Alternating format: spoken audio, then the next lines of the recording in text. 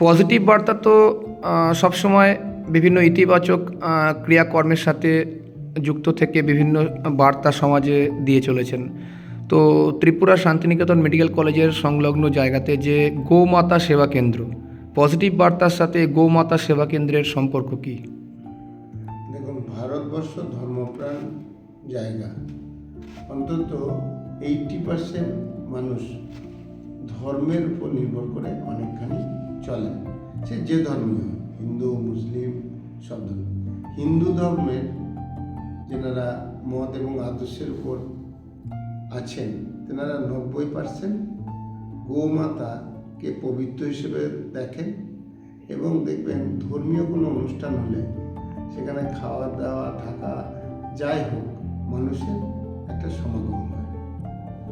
এই লক্ষ্যেই আমরা কাজ করছি। মানুষ যখন সমাগম হবে তখন তাদের মধ্যে দিয়ে পজিটিভ একটা চেতনা এবং শিল্পবান্ধব চেতনা দেওয়াটা অনেক সহজ হবে। এই ভাবনার উপরেই বিভিন্ন ধর্মীয় অনুষ্ঠানে পজিটিভ বার্তা অংশগ্রহণ করে। গোমাতা সেবা কেন্দ্র, এটা কি শুধুমাত্র ধর্মকে প্রাধান্য দিয়ে কি এটি স্থাপন করা হচ্ছে, কি মনে করেন আপনি? দেখুন, একটা ধর্মীয় ভাবাবেগকে কাজে লাগিয়ে পজিটিভ ভাইব তৈরি এবং শিল্পবান্ধব পরিবেশ তৈরি করা, এটা পজিটিভ বার্তার একটা চিন্তা ভাবনা।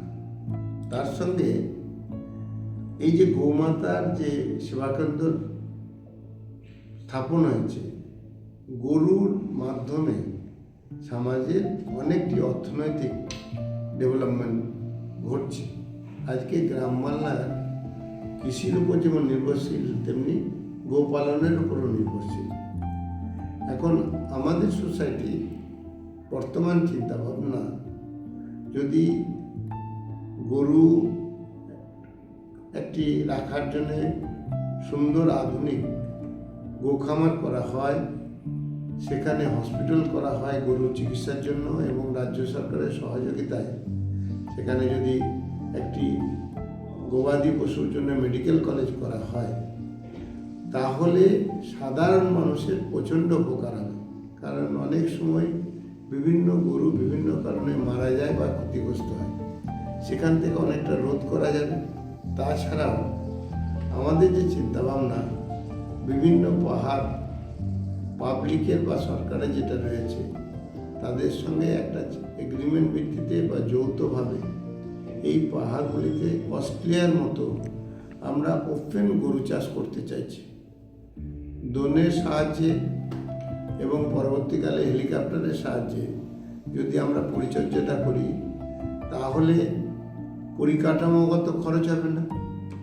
তারপরে এগুলি পালন করার জন্য এদিকে বেঁধে রাখা, ঘাস কেটে খাওয়া, এগুলো ওরা গোচরণ ভূমিতেই নিজেরা থাকতে পারবে, এবং অর্থনৈতিক দিক থেকে যেমন লাভ হবে, আর গোমাতা যেটা বলা হচ্ছে ধর্মীয় জায়গা থেকেও বন্ধনবিহীন গরু সুন্দরভাবে থাকতে পারবে। আমি আশা রাখছি সরকারের সঙ্গে আলাপ আলোচনার মাধ্যমে ত্রিপুরাতে এই ধরনের ওপেন গোমাতার খামার করা যাবে রাজ্য সরকারের সহযোগিতায়। এতে করে ত্রিপুরার অর্থনীতিতে কেমন প্রভাব ফেলতে পারে? শুধু ত্রিপুরা নয়, নর্থ ইস্টে যা পাহাড় আছে, যদি ঠিকঠাক করে চাষ করা যায়, আমার অনুমান সুন্দরভাবে 1 লক্ষ গরু পালন করা যাবে। 23 তারিখ সেটা যদি করা যায়, আমুলের মতো যদি লোকাল মহিলাদের নিয়ে একটা কোঅপারেটিভ করে এরকম সংস্থা করা যায়, অর্থনৈতিক ক্ষেত্রে এই পাহাড়ি জায়গায় আমূল পরিবর্তন ঘটবে বলে আমার সোসাইটি মনে করে। স্যার, এর জন্য কি ত্রিপুরাতে মহিলা এন্টারপ্রেনিয়র দিয়ে তাদেরকে উদ্যোক্তা তৈরি করে? এবং মহিলা এন্টারপ্রেনারদের দিয়ে অনেক রকম চেষ্টা চলছে, কতটা সফল হবে ভবিষ্যৎ বলে দেবে।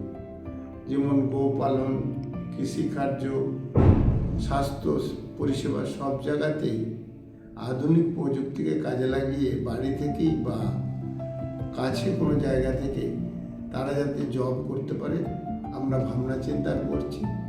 এক্ষেত্রে মহিলাদের কাজে লাগিয়ে বা মহিলাদের কর্মসংস্থান দিয়ে আমুলের মতো ফার্ম তৈরি করে এই ডেভেলপমেন্ট করা যেতে পারে। 23 তারিখ আনুষ্ঠানিকভাবে গোমাতা সেবা কেন্দ্রের ভূমি পূজা হয়েছে। আপনার মতে কতদিন বা কয় মাসের মধ্যে এই যে গোমাতা সেবা কেন্দ্র পুরোপুরিভাবে স্থাপন করা হবে? আমরা এখানে একটি হসপিটালের কথা ভাবছি এবং পরবর্তীকালে মেডিকেল কলেজ, যেটা হচ্ছে veterinary medical college. Medical college রাজ্য সরকারের ছাড়পত্রের একটা বিষয় আছে, সেন্ট্রাল গভর্নমেন্টের অনুমোদনের একটা বিষয় আছে, আমাদের প্রস্তুতির বিষয় আছে। এই বিষয়গুলো সম্বন্ধে আমি এখনই কিছু বলছি না, কিন্তু গোমাতা কেন্দ্রটি আমরা 1 বছরের মধ্যে টোটাল কমপ্লিট করে এর হসপিটালও অধিকাংশ পার্টটাই আমরা কমপ্লিট করে দিতে পারবো, আমি আশা রাখছি।